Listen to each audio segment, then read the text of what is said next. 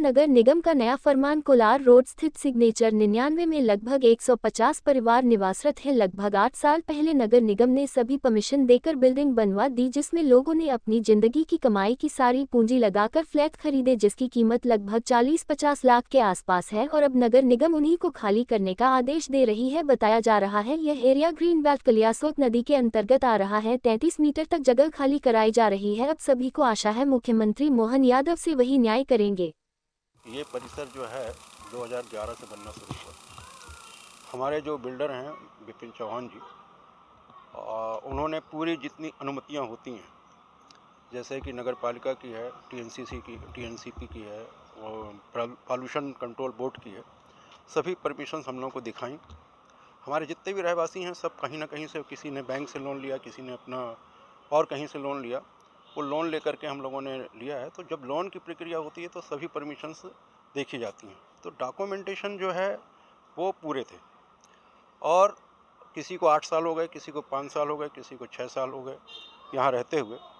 अचानक नगर निगम जिस अधिकारी ने इसकी कंप्लीशन सर्टिफिकेट दिया था उन्हीं के कार्यालय से ये आता है कि ये अवैध है और आप लोग इसे 7 दिन में खाली करिए और अन्यथा माने जो भी कार्रवाई है वो की जाएगी। क्या सरकार ने खाली करने के लिए तो कह दिया, क्या आप लोग जो भुगतान किए हैं, पूरे रिटायरमेंट के पैसे लगाए या जो भी लोग थे उन्होंने अपने पूरे ज़िंदगी भर की जमा पूंजी यहाँ मकान में लगाए, आज वो घर से बेघर हो जाएंगे? हाँ। इसके लिए सरकार ने कुछ चिंतन की?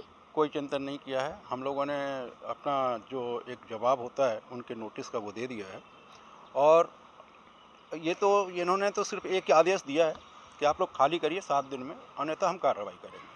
अब रहता सवाल ये है कि हम लोग खाली करके जाएँ तो जाएँ कहाँ और क्यों जाएँ? यदि आपकी अनुमतियाँ सही थी तो आप तो एक काम करिए, हम खाली कर देंगे, हमें कोई खाली करने में कोई आपत्ति नहीं है। हमारी जो सुविधाएं यहाँ पे हैं, जितने स्पेस में हम लोग रहते हैं, वो हमको कहीं इसी तरीके के माहौल में कहीं दूसरी जगह दे दीजिए, हम चले जाएंगे। परंतु आप ये सोचिए कि हाँ आप सिर्फ ऐसे हमको निकाल देंगे बोल करके कि नहीं अवैध है, तो वो तो पॉसिबल नहीं है। उसके लिए तो फिर हम लोग कानूनी लड़ाई या जो भी लड़ाई होती हैं वो हम करेंगे और करनी ही पड़ेगी, क्योंकि यहाँ पे कोई एक या अवैध नहीं है हम लोगों के हिसाब से। तो ये ज़बरदस्ती जो बनाया गया है वो गलत है। जब यहाँ की बिल्डिंग बनी होगी तो बिल्डिंग परमिशन और भी कई गतिविधियाँ यहाँ पे हुई होंगी ज़रूर। उसके बाद सरकार अचानक से ये आप लोगों को नोटिस दे रही है। देखिए, इसमें हम जहाँ तक समझ रहे हैं हाँ। कि कुछ तो माने जिसको लोचा बोल सकते हैं या जिसको ये बोल सकते हैं कि कुछ षड्यंत्र जिसको बोल सकते हैं जी। वो हो रहा है कि अचानक जो है आप ऐसे कैसे बोल सकते हैं कि नदी अचानक हमारे इतने बड़े दायरे में आ जाए, 85 मीटर अंदर आ जाए। ये तो कहीं ना कहीं हमें षड्यंत्र है। कॉलोनी नदी में डूबी है? हाँ, डूबी है। नहीं सॉरी, मतलब वैसा नहीं, मतलब जो अभी इन्होंने मार्च लगाया उसके हिसाब से तो हमारी डूबी हुई है। परंतु हम इतने दिनों से देख रहे हैं, 2011-12 से हम लोग यहाँ पे देख रहे हैं, 13 से हम लोग आना जाना शुरू कर दिए थे जब ये प्रोजेक्ट बनना शुरू हुआ था। कभी इस नदी में या नाले को, हम तो इसको नदी मानते ही नहीं है क्योंकि ये नदी नहीं है। ये आपने एक बांध बना है, उसका एक ओवरफ्लो का पानी है जिसे एक चैनलाइज करके आप कहीं ले जा रहे हैं, तो इसे नदी का रूप कैसे दे सकते हो? नदी तो वो होती है जो प्राकृतिक रूप से अपना स्रोत पैदा करे, स्रोत होता रहे और कंटिन्यूस बहती रहे।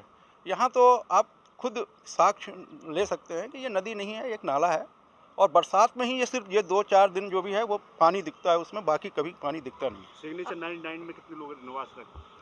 यहाँ 114 लोग, 114 घरों में निवास हो रहा है। आपके क्षेत्र के विधायक, उनसे आपने कोई गुजारिश की या बात की? हम लोग उनसे मिलने गए थे, उन्होंने तत्काल इसको संज्ञान में लेते हुए हम लोगों की परिस्थितियों को कलेक्टर और कमिश्नर को उन्होंने पत्र लिखा है और उसमें क्लियर लिखा है कि आप लोग जो है ये अवैध जो नपाई हुई है वो मतलब उसको देखें आप लोग। उन्होंने पॉजिटिव रिस्पांस दिया है और हम तो ये जानते हैं कि इस समय जो हमारे मुख्यमंत्री वो बहुत ही अच्छे और खुले दिमाग के हैं और निश्चित रूप से वो इसको संज्ञान में लेंगे और हमको उचित न्याय मिलेगा।